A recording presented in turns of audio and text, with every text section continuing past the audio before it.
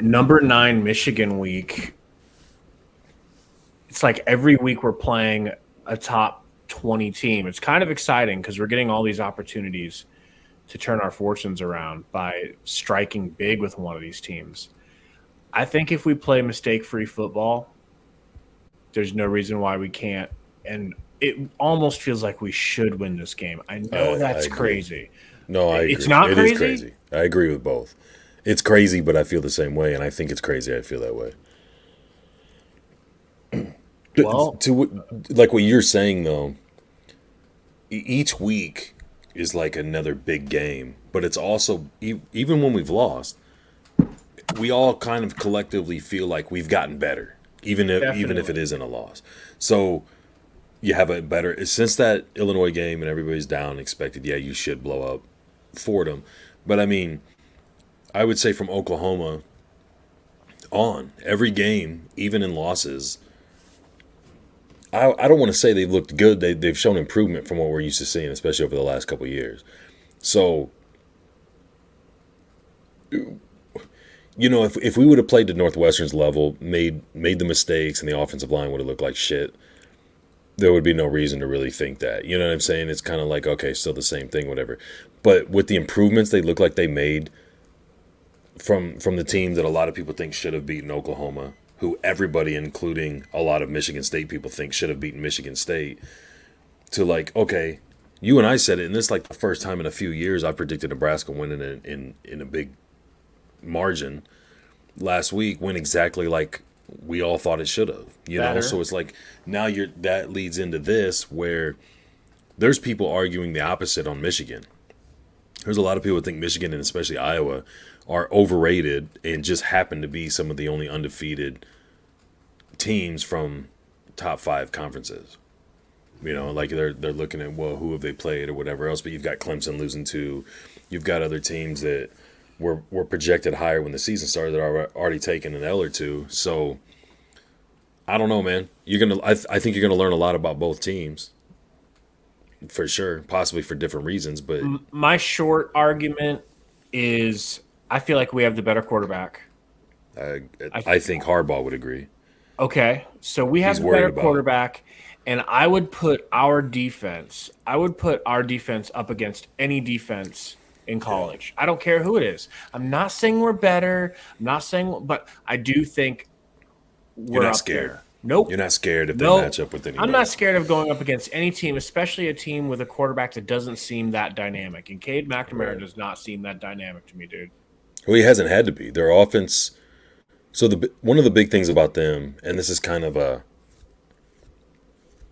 unstoppable object, immovable force deal, where our defense is pretty hyped up, even nationally. That's the main thing. People are like, oh, that Husker defense looks good, and their offensive line. But I would argue we've played better competition, even with them playing Wisconsin, because that's not the Wisconsin we usually see. I mean, this is just a bad year for them. They've got injuries and things like that.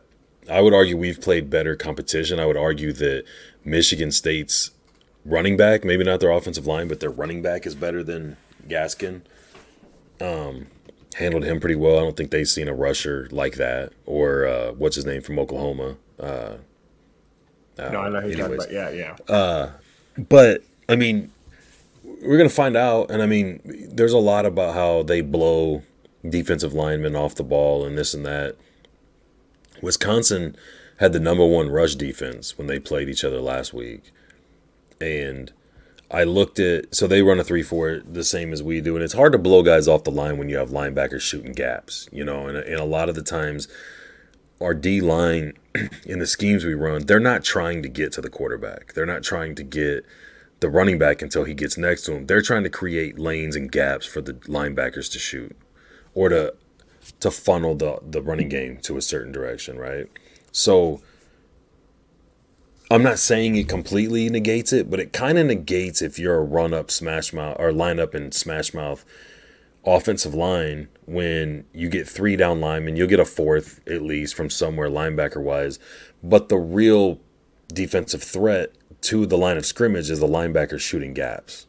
So that's great and all, but like I went back and looked So the main three, the two defensive ends and the nose tackle for Wisconsin, are 6'3" at 291, 6'4" at 317, and 6'4" at 297. Our front three is 6'4" at 293, 6'3" at 325, and 6'6" at 305. I understand size isn't the end all be all for lines, but we're bigger by a decent amount than their front line was, and we do more off the edges, and especially with some of the stuff up the middle with our linebackers. I just think it's going to be it's definitely going to be the toughest test for their offensive line. And I also think it's going to be one of the toughest tests for our defense, our defensive line, as far as that O-line goes. Yeah. But I don't see the huge advantage as far as our defense and their offense goes that I think a lot of people are kind of expecting, like, well, this offensive line and this running game is going to be kind of like something Nebraska hasn't seen. Maybe, but I guarantee you this defense is going to be something that they haven't seen when they line. You know what I'm saying? When we play our mistake football, when we play like this version of Wisconsin, we're no better than Northwestern. We're no better than Illinois. Completely correct. But when we play mistake free, our defense is just so good. So I'm not trying to just look past Michigan and think, oh, it's going to be easy. Oh, no. It's going to be a great matchup. It seems like it's going to be a really fun game to watch. I don't like that they've only allowed 12 points a game, but I'm looking at their schedule. Let me show you their schedule here. Let me jump in real quick with what you're saying with the mistake-free football. Is like, I agree, and everyone talks about that. You can shoot yourself in the foot, but it's also more likely you're going to shoot yourself in the foot when you play Oklahoma or, let's say, Michigan than when you're playing Illinois, right? Or when you're playing Western Michigan, Washington, Northern Illinois, Rutgers, and then Wisconsin, who's not Wisconsin that people are used to. Right. And that's kind of my thing is, well, my whole thing with the mistake-free football is like people are really, including myself, very excited that Nebraska didn't make a bunch of mistakes last week against Northwestern. That's improvement because I think Northwestern's better than Illinois. So that's improvement, right? That you've cleaned up some mistakes. But let's not act like Northwestern's on Michigan's level. No, of course not. And I'm just saying, like,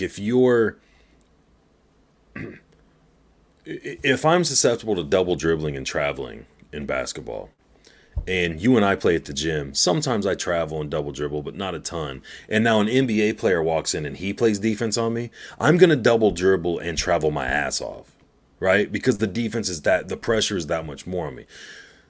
So that's why I don't, like, you know me, man, I don't get too high, I don't get too low. The Northwestern game was great. I want to see that carry over this week, and then I want to see that carry over. I'm not worried so much about Purdue and teams like that. I want to stay clean, but I mean, keep progressing. Like I said after the game Saturday, all you can do is pass the test that's given to you at the time. So I don't knock them for anything, and I'm not taking away from anything they did against Northwestern. But I'm not going to act like, okay, problems are fixed now. We're not going to deal with silly turnovers or stupid penalties at critical times in a game. I need to see it against a variation. One, multiple games, but two, a variation of talent.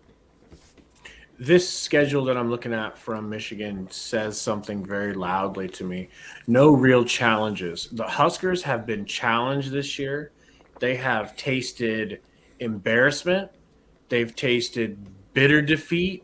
They've tasted a defeat where it was like, it's not so bad. It's been worse. And then they've gotten better to the point where now with these changes on the offensive line, they've blown someone out whom they've never blown out as long as we've been in the Big Ten. Mm-hmm. I just think we are built for this matchup, and I want to see how Michigan reacts during a tough challenge. And it could catch them by surprise because they haven't been there. They haven't had to dig deep. They haven't hated themselves. Like, what helps someone lose weight, Gary? Hating themselves. What helps you make changes that are desperately needed to be made? Hating your performance. Hating the way the media talks about you and your coach. Mm-hmm. So I just think we're kind of like Bane and they're kind of like Bruce Wayne in this situation. And we've been born in the mud, man. We've lived through it. We've sucked mud and we've come out of it already. What have they done? Beat a bunch of pancake, like easy ass setup teams. This is crazy. Who's scary on that list? I don't see no Oklahomas. No one. I mean, going into the season, I would have said Washington and Wisconsin would be tough games, but Washington is incredibly bad. I'm like thoroughly impressed how bad they've been, and Wisconsin is like a mixture of having a bad year and dealing with misfortune, injuries and different things like that. But I mean, the, you're beating Rutgers by 7, at home. And then in that, honestly, I don't know a ton about Western Michigan or Northern Illinois. Rutgers was probably the closest that they've had to Martinez as far as a dual threat quarterback. So that defense can be great. They've got 2 studs on defense, 1 super stud on the defensive line. That's fine. And that's great. And he might blow up Martinez. He might blow up every option or RPO or whatever that there is. I don't know. But I'm saying we haven't seen him blow that up to this point. He hasn't really had to. That hasn't been tested. That safety hasn't been tested on keeping his eyes in the backfield. Matt, I don't know, man. I don't think our offense is that great. Our offense has had a lot of trouble scoring. And I'm not in love with the offensive line like a lot of people are. Like they made a switch that looked good against a bad Northwestern front, like a very bad and undersized Northwestern front. But again, you can only take the test that's given to you, and they passed that test last Saturday. But this Saturday it's going to be a lot different with the D line that's in front of you, the linebackers that are going to be coming at you, and what they have over the top. Their corners aren't great at picking up the ball on pass plays. There's definitely some flaws for them, especially in the secondary. But how much of their secondary is going to have to worry about Martinez? I mean, we've heard it from all the way back to game 1 when Bielema was like, "We figured if we could take care of 2, we were fine." Like a lot of people thought, like, man, all these coaches have all this respect for Martinez. I took it as like disrespect to the rest of the team. But how much you heard Fitzgerald up to last week's game, just really worried about Martinez and hoping that he would lead. Remember after the game, he's like, hopefully that's the last time I got to deal with him. Hopefully he doesn't come back for another year. Harbaugh's been saying a bunch of good things. And I know a lot of it's coach speak, but No, they see him. it's not coincidental that every coach, the first thing that stands out to them when they're game prepping for is how do you deal with Martinez? So that's going to just put their defense in a little bit different than pin your ears back and go get the quarterback and let people stuff holes and worry about the run. We have a little bit more layered, or they're going to have a little bit more of a layered approach to come at the type of offense we run. He said stuff holes. That's what he said. Listen, 3-4 defense, it's special. They got that Hutchinson and Daxton Hill. So Hutchinson is what, like a real top 10 draft pick this year? People are saying top 3 or top 5 or 3. Yeah. So he's 6'6", 265, going up against a young offensive line. It's not going to look the same as the way they handled Northwestern, but if they can, that will be the one way we lose. If this defense that only gives up 12 points a game with their studs, Hutchinson and Hill, if they pop off and we don't protect 2, that's the only way I see a loss. Mistakes, interceptions, a couple fumbles, bullshit because he's getting lit up and or left alone. But anything else, man? You said you had a comparison? Did you already hit that comparison? I was just comparing the D lines because again, size is not everything. You're more of a size, like you like bigger guys in all sport, basketball, football. Yeah. I'm not so much about it, but it's just when you talk about blowing defensive linemen off of the ball, a lot of that is size. A lot of it's speed, how quick you come off get off your hand and how much power you have. But I mean, we're going to be one of the bigger lines they faced. We're going to be one of the more aggressive defenses they faced. And it's funny that their offensive line is, so great because of what they've done against these teams, and that's fine. But in short down situations, they're not good. Like they get into a lot of third downs and a lot of third and shorts that they don't convert. They go for it on fourth down a fair amount. They punt, when they're on the opposite end of it a lot. So it's like you would think if you've got this big beefy offensive line and this stud running back, not only would you not find yourself in a lot of those situations, you're converting a lot of third downs and you're not failing on a lot of third and shorts. You're definitely not having to go for a lot of fourth downs, but they do, and I think that bodes well for us. I just think I think the shock factor is going to affect them more than us. Does that make sense? Oh yeah, that's what I'm. I don't think Yes, they're they bringing haven't been through anything. it. Yeah, I don't think they're bringing anything to the table that we haven't seen. Whereas I think we're going to be the best defense by far that they've seen. And I know Wisconsin has what they have, and I could be completely wrong, and it could be that. I just think Wisconsin's not there this year. They're going to see the best and most versatile quarterback that they've seen all year. So both sides of the ball are going to see things they haven't seen that they're probably trying to cram and prepare for this week of practice and watching film. And then you're going to go into a night game in a stadium in front of fans in an environment that those guys haven't seen in at least a year and a half. One other thing, Nebraska needs this game way worse than Michigan needs this game. I see. I disagree. I feel like Nebraska's hopes at any kind of a Big Ten title. Let's just say that Nebraska's pretty much out of the Big Ten No, I'm championship not saying for conversation. that. Michigan is not. I'm saying for continuing on our path, we need that. We need that to We continue need on it, the but if path. we lose it and we turn around and win 4 of the next 5 games, this game ends up not being that important.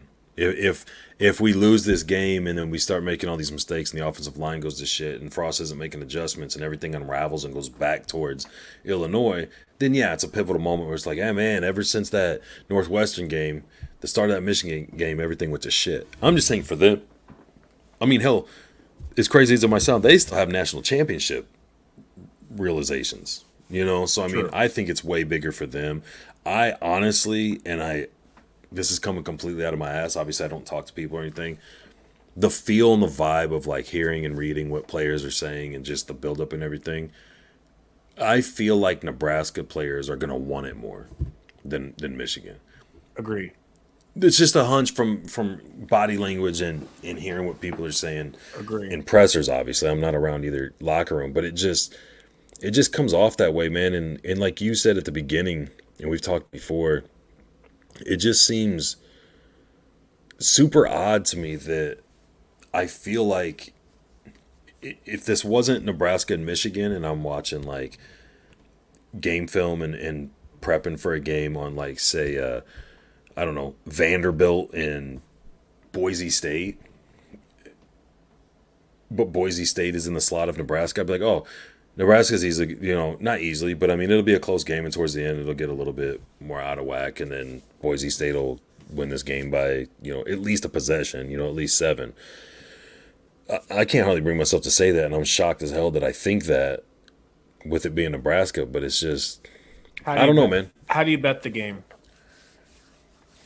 It's minus 3.5 for Yeah. Against Nebraska. I would take Nebraska being the dog. Honestly, though, like full disclosure, from a gambling perspective, I would take the dog no matter what. If Nebraska was favored by anything, I'd take Michigan. It's just, I think it's that close of a game, of a matchup. Well, you heard it here, folks. Bet the dog, bet the Skurs, and Ain't saying that. hey, listen, we will be here for a post What do you game. got? What's your prediction for the game? I'm right there with you. I just agree with you, right? 100%. Close fought win, a close emotional win that makes the crowd want to storm the field. I feel like if Nebraska wins the game, Nebraska wins by more than a touchdown. But if Michigan wins the game, they win by right around a field goal. All right, well, we're gonna have to revisit these predictions. We'll see you guys Saturday night after the game. Come hang out, come chill in the chat, and tell us what you thought of the game. And hopefully, we will be celebrating maybe a little a little tipsy. I'm sure Hopefully, I'm Spurs drunk and fan you guys can Garrett. just talk shit to me the whole time. Perfect. But yeah, we'll see you guys then, man. Until then, go Skurs.